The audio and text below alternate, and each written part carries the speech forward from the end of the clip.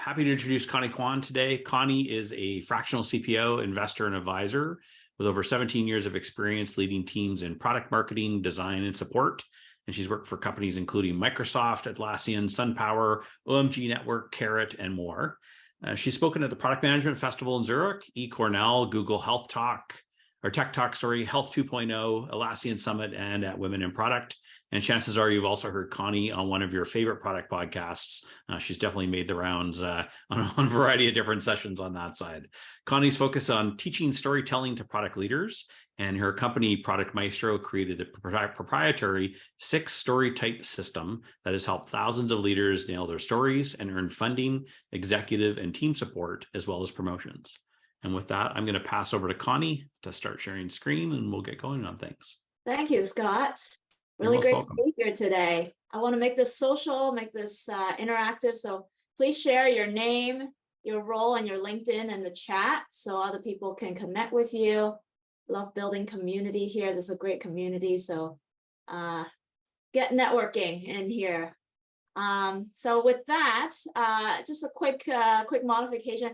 My background is mostly in product management. I've also managed product marketing team and design as well, but primarily in product management. And if you're a professional product manager, we're going to talk about roadmaps today and how to pitch your roadmap using the 6 Stories framework. So I think that would be your jam, because that would be, what you have to do every quarter at least. But possibly every month. So I know that if you're a good product manager, then you've probably done your homework about the roadmap. So you know what your users need, you have your features roadmap, and what you really need to do very well is tell the story to get your team and your execs on board. And storytelling is what separates a good PM from a great one. And that's what we're going to talk about today, is that storytelling piece to help you take what you already know, the roadmap that you need to get pitched and get approved and get people on board. How do you take that and get that buy-in that you need? So how do you go from good PM to great PM? How do you go from an IC to a manager? This is the skill that separates that. How do you go from a senior to a director? Again, this is an important skill that separates that. And what you do is you become a great storyteller. So let's begin. 10 years ago, I was a PM at a software company, and I had an idea for a new roadmap direction. So I pitched that idea to Joe, who's my head of engineering. Now I work with Joe every day, so I knew what to say, and I showed him the roadmap.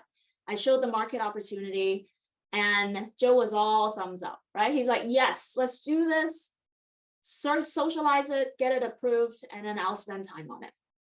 So I was like, great. This pitch works, so I'm going to take this pitch, I'm going to pitch it to Mike, who's the CEO. Exact same pitch, but Mike was all thumbs down. Has this ever happened to you? If it's happened to you, put a yes in the chat. Same pitch, different person, didn't work, right? Yes, we've got Jordan, who's a yes. Yes, right? All around the room. Every time I ask this question, half the room at least raise their hand. So what is happening here? What happened is that I failed to connect with Mike the way I connect with Joe, right? I'm over here with Joe. I work with him every day. I know what he cares about. I speak his language. I know he cares about technical debt, right? So I know 2 important things when I talk to him. I know what to say, and I know how to say it. But with Mike, I didn't know either of those things. Oh yeah. With Mike, I didn't know either of those things. That's why I failed to connect with him. Mike is over here, right? He's got different concerns. He's in different meetings. And what I really need is a bridge so I can better connect with Mike. And that bridge is to refine that story, because storytelling is connecting. And the reason storytelling works is that we actually mind meld with the person that's listening to our story. Right? A list of facts is not a story. A story has a character in it. A story has tension in it. A story has a flow, a plot in it. A story has a happy or sad resolution, whatever that will be, depending on your story. There's this arc to a story that creates a mind meld. There are scientific studies about how this works. So in Princeton University, psychologist Yuri Hansen did an experiment where he used magnetic resonance imaging to compare the brain activation patterns of the speaker and the listener. What he did was he took a graduate student, as they do, and they put Lauren in the MRI machine. And they said, Lauren, can you tell a 15-minute story about your high school days? So Lauren did, and it recorded her. And Lauren talked about how two boys were fighting over her of taking her to prom. And then she had an encounter with a police officer after a car accident. So she told a series of stories. And then the team recorded her audio and her brain activation pattern.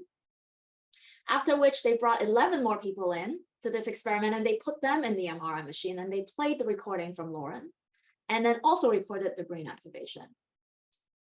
And what they noticed was that there's considerable brain synchronization between Lauren's brain and the listeners, right? Every time Lauren spoke about her prom experience, for example, the same areas of the brain are lighting up on both people. And in fact, most of the time, the listener's pattern is lighting up slightly after the message is transmitted. But then sometimes the frontal cortex would actually anticipate what Lauren's going to say. So it's really fascinating. And what this means is that Lauren and her audience are basically mind melding, right? They're feeling what she feels in that moment of the story. And that's the power of the storytelling. It creates this unbreakable bond and connection with your listener.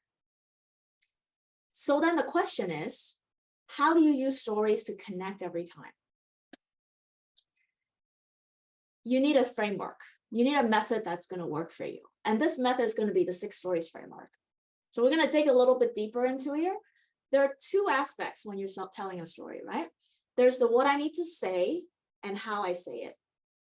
And in my 6-week class where I teach this framework, we talk about both sides, what I need to say and how I say it. In today's workshop, we're going to talk about the how I say it and focus in on that. So you can take some lessons away from the how I say it and use that immediately in the way that you present your roadmap. So we've all seen successes and failures in our pitching. How do we push this success rate as close to 100% as possible? You're not going to get everyone, right? But how do we increase our chance of success? We can use the 6 stories framework. And I came into this framework using my background in product management and having to pitch so many people, thousands of stories, right? In order to get my product outdoor, right? Product launches, getting not just the execs on board, but also your team on board and possible naysayers on board, right? How do you get all those people on board and then they're on board now, but suddenly in a week, they're suddenly not on board again. How do you rope them back in, right? So in my experience in all this, what I learned is that there are 6 different types of storytellers and they fall on an emotional spectrum. And I refined this model with an actor who came in and helped me think through, okay, what are the different, actors that show up on stage, right? In his context, and how do we layer that on into this? And what we have here is 6 different ways you can take the same message and package it differently so that it resonates differently with different people. So going back to, the me and Joe and me and Mike, right? I knew how to package it for Joe. I didn't know how to package it for Mike. And that was the problem. And if you can learn the different ways of these 6 different storytellers, and you can flex the way you speak and the organization of that content into a package that they like and they understand, then you're going to be a really powerful influencer within your company, within your role, as a leadership role. So let's find out now, what is your storyteller type? Go to this link. You can also scan the screen for the quiz. I'm going to give you a minute or 2 to fill out this quiz and answer just quickly, right? Don't think too hard about the answers. So who are the 6? That's the big question. The 6 storyteller types are from the very emotional evangelist all the way to the very logical professor. And I put in some known names, and I know we're very multicultural in this room. So if some of these celebrities are not ones that you directly have a connection with, drop it in the link for me. I'm going to describe for you what each of these are. Drop it in the links. You just think Sage should be another personality. Put that in the link so that I can include those examples in future slides for people who are from all over the world.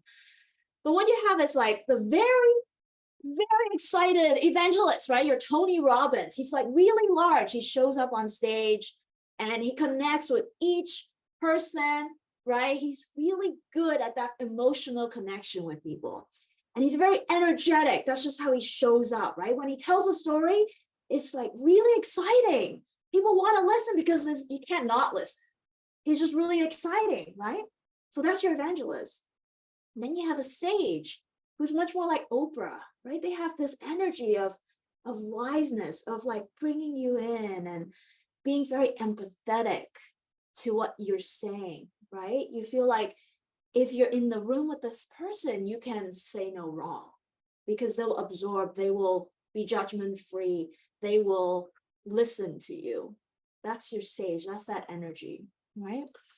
Then you have your wise neighbor, like someone that's really casual, someone you can hang out with, take a walk with, get a drink with, really easygoing. That's the energy of this wise neighbor. And then you have your visionary, right? Your Steve Jobs, who shows up on stage and just is larger than life. Like he presents something and it just feels like gospel because he's so convicted about what he's talking about. It doesn't matter if he's talking about ice cream because it's so important and you need to listen to this. Then you have the truth teller, who's again a little bit more casual or maybe really pointed. The truth teller is a very wide type of style, actually. They can be very dry humor, right? But they like to call out the sacred cows in the room. And they're not afraid to, really be edgy on talking about topics that might make people uncomfortable. And this truth teller, if you use the style well, then you can be very powerful in rooms where people are at an impasse because they're stuck on the sacred cow.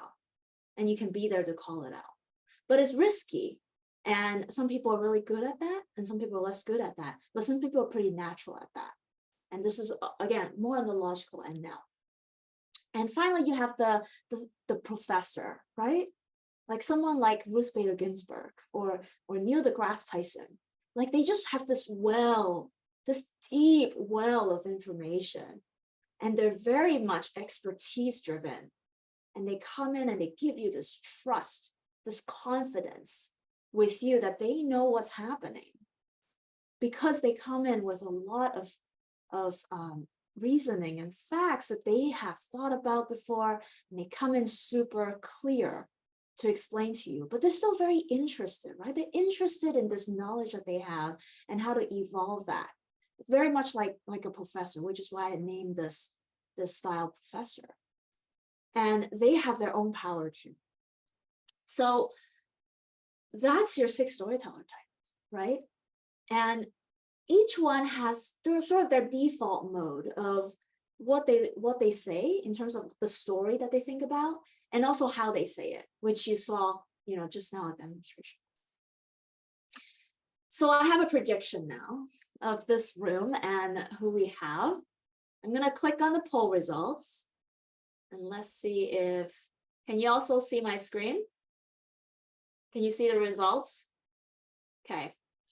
So we have, only 8 responses. Not a lot of people responded today, but I have a prediction that we're a lot of wise neighbors in the room, and indeed we are, and visionary as well, and interesting professors. Okay, so the reason I think we have a lot of wise neighbors and visionary is because as product managers, and I think we have a lot of product managers in the room, we work across the emotional spectrum, right? We have to work with the evangelists, which people tend to self-sort into careers. So evangelists will get a lot of salespeople, a lot of external facing folks, people who have to use emotion to get the work done, right? And then we have to work with the professors as well. And a lot of engineers and finance people end up here or test out as professors, because again, they have to work with a lot of facts and figures and make cases for what they're working on. And so they're much more on that end, on the logical end of the spectrum, right? So it's interesting because this is a measurement of a moment in time of who you are now. And you can come back in, say, 3 years, depending on if you switch careers or been in different cultures, you may switch in how you communicate in this storyteller type that you are. And so, but it gives you a basis for, you know, what is the default way in which you connect with people? And then if you meet somebody, right, who isn't this default style, then how do you better connect with that person? So we have wise neighbors and visionaries in the room and some professors in the room as well. Kevin, yeah, it was amazing. Awesome. I love it. Thank you for the feedback. I love it. I can't see your faces, so what I see is the chat. So feel free to drop things in the chat, and that definitely helps me out to know, you know, whether it's helping or not. So I'm going to do a quick demo, right? I promised you that I'm going to show you how can you alter the how you say it in order to meet these different storyteller types where they are. So I'm going to do a demo where I say the exact same sentence. And the sentence is, this project will get us $100 million in new business. I'm going to say that exact same sentence, but across these 6 different types. So I'm an evangelist. This project will win us $100 million in new business. Sage. This project will win us $100 million in new business. The wise neighbor. This project is going to win us $100 million in new business. The visionary. This project will win us $100 million in new business. The truth teller. Oh, this project, it's going to win us $100 million in new business. The professor. This project will win us $100 million in new business. Thoughts, reflections. How did that land for you? Which one connected with you? Thank you, Mufdal. Mufadal. I hope I'm saying it right. Kevin's loving it. Awesome. Bhavya as a wife's neighbor. Yeah, did any particular storyteller type resonate well with you? Right? You see how I can alter, even same sentence. I'm saying the exact same thing, but I can say it so differently. And you can imagine, depending on which room you're walking into, right? The person's going to respond very different. So if you do nothing else, right? Today, just take your pitch. You're going to pitch your QBR. You're going to pitch your roadmap today. Take one sentence from that, you know, the hook or the punchline, right? From what you're going to present, and just practice the 6 different ways you can say it. Just practice. So you don't have to do it in the room, but just practice outside the room so that you can know, oh, I can actually emphasize differently. I can actually connect with my people differently. And that will help your subconscious kind of start processing that and giving you the right way to connect when you get into the room. Yeah, the middle ones are most relatable to you. And there's a reason for that, Kevin. So these are the 6 different ways to change how I pitch, how I say it, right? And going back to that story now, right, of pitching to Joe. So I'm pitching to Joe. He's like, yep, totally. Because when I pitched to him, first of all, I changed what I said, but also how I said it, right? The way I said it, much more professor-like, much more fact-based, and he's on board. He's like, yeah, this is the stuff. But Mike, I'm going to take a guess on what Mike is, right? Mike's actually a sage, So when I talked to Mike, it just didn't resonate the same way. And so you can take a really good guess, right? You can take a really good guess of who your audience is before you step into the room. And then okay, I'm a wise neighbor, right? And my target audience, the person I'm speaking to, my CEO, he's a professor or she's a professor, right? How do I connect with her the best? What do I need to bring to the front of my presentation in what I say, right? And then how do I get into the room and just come in with authority, right? With knowledge authority, rather than emotional engagement on the left with the evangelist, which is more important. On the right, it's much more like factual authority of what I'm saying is more important. So how do I bring that emotion in? How do I bring that style in so that I really connect with that person? Okay. So it's your turn again. I want you to think about the people in your life, right? Especially if you did the earlier exercise of which type is my audience. If you did the early exercise of the thumbs up, thumbs down, right? The project presentation that went well and the project presentation that did not go well, and that person that you presented to who was like, eh. What type is that person? And what type is the person who gave you the thumbs up? I want you to go to this poll here, the bit.ly poll 2. I'm going to paste it here. Go to this poll and it asks you 2 questions, right? Take a guess on who that person is who gave you a thumbs up, and take a guess on who that person is that gave you a thumbs down. So while we do that, I'm going to throw in a little bit of a wrinkle, right? And this question comes up a lot. What if the people I'm presenting to is not just one person? And I read out for the exercise, for the poll 2, I want you to focus on just the one person that you present to, right? Because let's not complicate things. When you answer that poll, the one person in the room who's like, eh, and the one person who's in the room is like, eh, right? Put that guess in which type they are.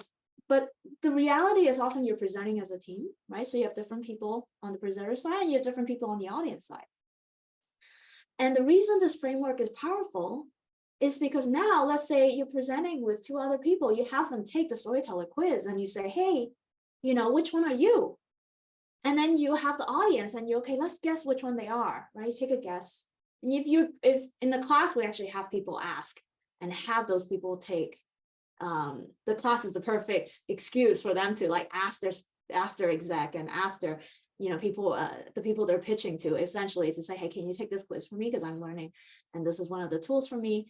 And then they find out for real which one they are. So now you know which one your audience is. And then you do a matching exercise. You're like, oh, you know what? I'm here pitching a professor, right? Or we have a wise neighbor in the audience, but we have a wise neighbor in our team too. So how do we get that person on stage in front of this person more to get that? Because that natural presenter style is going to come through. So how do we make sure that we put the right person in front of the audience in order to get the maximum chance of success for you, right? So this is an intel that you want ahead of time so that you can best match who's the main presenter, who's definitely going to get up on stage and help you with your pitch. All right, so I'm going to now reveal poll 2. Let's see if we have some folks who figured out who they're. Oh, awesome. Okay, we do. All right, so the person that gave you a thumbs up is the same storyteller type as myself, near the type, right? So you can see predominantly people who are same or near you are more likely to give you thumbs up. Whereas if they're far away from you, they're going to more likely give you thumbs down. And that's natural, right? How many times have you walked into a room, you're like, if you're the one being presented to, you're like, I don't really feel this. It's important. The feeling's important. We still decide based on emotion. So that feeling is very important. And the style in which you present, the way you come across, the how you say it, that matters a lot more than you think. So that's why we work on it. Okay, cool. Yeah. So then how do we build that bridge, right? How do we learn how to vary what I say and how I say it in order to make that bridge happen? In order to really, we're not lying. We're not changing with the message. The underlying message is the same. Right? You saw me say the exact same thing 6 different ways. The underlying message can be exactly the same. It's just how then you connect with that person. So I showed you the how I say it can be varied. The power comes, 100% package comes when I vary what I say as well, right? To really make that connection. But just the how I say it is already really powerful, as you can see. But let me give you the full package, like a preview of what the full package looks like if you change how you say it and what you say. So I'm going to give you just two examples here. One is the demo of the evangelist. So if I'm pitching to an exec, and in this case, I'm pitching to, I own a ice cream shop, and this ice cream shop is a franchise. So what I'm doing is I'm going to headquarters because I have some idea of what I want to change on the roadmap, as it were, for this company. And I'm just own one ice cream store out of the 300 that they have, but I'm pitching to headquarters to try and change the trajectory. Okay. So here I go, doing it as an evangelist. When was the last time it started snowing and you said, "Ah, great, I feel like getting some ice cream"? Never, right? It's freezing out right now. Why would we expect our customers to want to get ice cream? Customers want hot drinks. They want not frozen cream. They want hot drinks right now. It's so cold. That Starbucks around the corner from my store, they're selling cinnamon mochas, and there's a line waiting for that cinnamon mocha. And you know why I know? Because this line is blocking my front door. I am so angry. Why can't we sell hot drinks? So you know what? I said, no, I'm not going to have this. I started offering cinnamon mochas at my store too. And I know I'm not supposed to offer things that are outside our approved menu. I know I'm going rogue, but listen to this. After I offered that cinnamon mocha, that line is now coming into my door, and my revenue this quarter is double. Okay, so don't tell me that I broke the rules and it's not right, because this is what we need, guys. I don't want to be angry anymore. Don't make me angry. Let's roll out the cinnamon mocha. Let's do it at all the stores so that we can make revenue this quarter. All right. So that is your evangelist. You'll know, I want to point out a few things, right, about the evangelist. And if you see a few things, observations, please put it in the chat, right? Some of the things that the evangelist does, right? They're very much about the emotion. I have anger as the emotion here, right? I'm bringing that and I'm using that as a lead to, like, why do we need to change? Because I'm angry, right? And it's very much led, like I said, they're in the extreme side of the emotional, but it's powerful, right? The way they make that stance and bring you on and make you angry, right? Because you own a store too. Why are you losing revenue? So that's really powerful for the evangelist. And now I'm going to do the professor. Same situation, okay? The fact is that our store revenue drops to half as soon as the weather gets cold. It's natural. Customers want hot beverages when the weather gets cold. So I ran an experiment in my store just for the last 4 weeks. What I did was I introduced cinnamon mocha. This was happening at the Starbucks down the street, so I introduced cinnamon mocha at my store as well.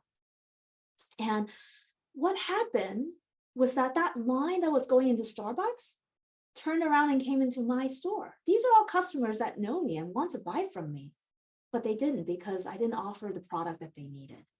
And as a result, my revenue doubled this month. Yeah, it doubled. So my ask is that we approve cinnamon mocha and other hot beverages for use at all the stores during the winter season. Who's with me? Right? So that's very different approach. And depending on the room, right? You got to read the room. Depending on the room, each person will have different appeal. So that's what I want to show you. If you vary both what you say and how you say it, you can really hit home and really connect with your message. can we say that an evangelist presents qualitative data and the professor quantitative? Yes and no. It's more which one you lead with, right? Because in both of those, you notice the content, both of those talked about how revenue doubled. But in the evangelist one, that wasn't the focus, right? That is also in there, and that is important because we're talking business here. But the way they presented the emphasis is different, right? And that's why, depending on who's listening, you need to know which emphasis is going to hit home for them. The professor led with it. The professor led with revenue. He said, hey, my revenue normally drops. This is a normal situation. This is the experiment that I ran, and this is what happened, right? That is the logical framework for how you make good decisions. I'm not going to bring the anger into that conversation because that could turn the other person off, because if they're expecting that logical step, that logical story, right, then they're not going to want that very emotional outburst that the evangelist brought into the room. Yeah, right. So I experience his result. Exactly. Kevin's got it. And then professor is better for me, right? So Jessica, if I came in as an evangelist, you're going to be like, oh, that's a little overwhelming. Like, why what is this anger that you're bringing into the room? I can't hear the rest because you're so angry, right? But some people are like, oh, I can't hear the facts because what are you feeling right now? And that totally happens. If we're on one side of the emotional spectrum, we can't really see why the other side makes sense to us, and that's natural. But that's the exact reason why we can't connect with the people on the other side. So let's summarize. What did we learn? We learned that storytelling is connecting. We learned that there are 6 different storyteller types. And if you're going to want to connect, you got to change what you say and how you say it to match the person that you are working to influence. If you learned anything else today, please share it in the chat for the benefit of the community. And I'd love to connect with you. I offer a storytelling class for pitching to executives. And a lot of folks taking my class are moving from IC to managers. They're, learning the soft skill that I often get reviewed on and saying, hey, you're missing this influence skill, your ability to manage stakeholders, all that stuff. You're like, what is that? What are you asking me to do? This is what they're asking you to do, right? To be able to walk into a room and change your approach depending on who it is that you're talking to and get them on board. So we work on finding the hook. We work on crafting the story, not just the, how to say it, but what you say too. And we have tools. We have tools about body language, about voice that help you practice that delivery. So if you're interested in that, if that can be helpful to you, you can apply for the class here. And the next cohort we start in January. So I'm going to take some questions now. It's really fun to hang out with you here today and show you this framework. I hope it's helpful to you in taking it forward and helping you pitch that roadmap and getting those stakeholders on board. And if you have any questions, just drop it in the webinar chat right now. I think we drop it in the Q&A. That'd be great. If anybody has any questions that they'd like to ask Connie, we'd be happy to spend some time answering those. Really, really appreciate it. Maybe Connie, while we get started here and wait for people to chime in with anything, I'm curious, maybe like in terms of how we can best uncover maybe the persona of that audience that we're speaking to, or that decision maker that we're trying to get to. I think a lot of people struggle maybe sometimes in this construct of obviously a room full of different personas, and there's that key one, as you mentioned, that we're trying to go after and target. But like, how do we really truly get behind the scenes and understand where they sit on that spectrum? Yeah. So in the class, I actually offer a different quiz that you take. So just like the storyteller quiz, this other one flips it so that you can think about, okay, for Mike, for me, it was like Mike, right? What is his approach? And I can answer those questions, which then guides you to be like, oh, Mike is a sage. So that's how I knew what Mike is a sage, is by taking that. Yeah. If you don't have that, then a lot of it is experience. It's like, you can ask other people, if you have other people also understanding this framework, you can kind of triangulate with your team and be like, who do we think Mike is? And they can offer up data points. Because if you have someone who's close to who Mike is, someone who's also a sage, for example, or who's also a wise neighbor, right? Right next to Mike, then you're going to be able to kind of better feel that vibe. And so if you have other people you can tap into and be like, hey, can you take this quiz? You can understand this framework. Okay, now which one do you think Mike is? Then you can kind of get there. that helps. Yeah, that makes sense. That makes sense. Tell me just a little bit of maybe a bit of a story about how you stumbled into this. Yeah, I studied engineering, right? Yeah. And they didn't teach you any of this in engineering. They're like, okay, if you come in with the facts, they're going to be convinced. Yeah, right? And it doesn't work that way. So I just stumbled in my career. I didn't know, like, I would pitch and it works, and sometimes it doesn't work, and then I had no feedback on this. And of course, people are much more open with feedback these days than they used to be, right? And in some of the cultures that haven't been so good about giving people feedback. So you're just kind of walking around in the dark trying to figure it out. So it's really from experience. And that's the reason why I wanted to put this in the world and put in the hands of folks still kind of going through that journey now, because it is hard. It's not easy. It's very hard because each person is unique. It's like, yeah, we put them into 6 different boxes here, but don't be mistaken, right? Like, this gives you a good guide, but it's still not 100% because humans are humans, right? But it gets you closer. So like, whatever tools you can use to get better understanding of human psychology and understanding, okay, why is it that, and it could be that day too, right? Like, there's all these variables, but I want to put this tool into the hands of people who do this work of product managers, right? General managers, people who work with a wide array of people, and can't seem to get the message across when it's not your own team and your own engineers, right? Engineers, no problem. Engineers are always on board with me because I studied engineering and I had no problem with it. They're like, yep, you have to fact, so I'm convinced, right? Because that's the culture. But like, there's all these other people that I'm not able to connect with, and it was just stumbling and figuring out. At some point, I met an actor, and then we sat down. We're like, oh yeah, there's this framework that I think is here. And so we had a couple coffees, we figured this out, and then we're like, you know what? Like, this is a way, like, this shows up on stage, on the art stage, in movies and in theater. And like, this is the same kind of characters. Like, he has worked in the theater world for 15 years too. And at that point, he's like, oh yeah, there's a pattern here of the different characters that show up on stage, just like, for us, the different characters that show up in the boardroom. So, we came together and made this framework. Maybe one last question. I guess what I'm curious about is how we best can tackle maybe the points where we've missed picking the right audience that we're going to go speak to. So maybe we thought this was a professor, but it turned out they were somewhere maybe closer to the middle part of the spectrum. Like how do we pick up the pieces when we've, I guess, misfired in terms of our presentations?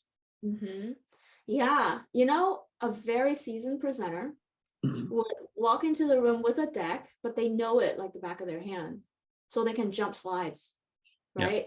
They can just change the story. So you're watching this person, right? And they're like pulling their phone out halfway through your first sentence, and you're like, oh, okay, I gotta change my approach.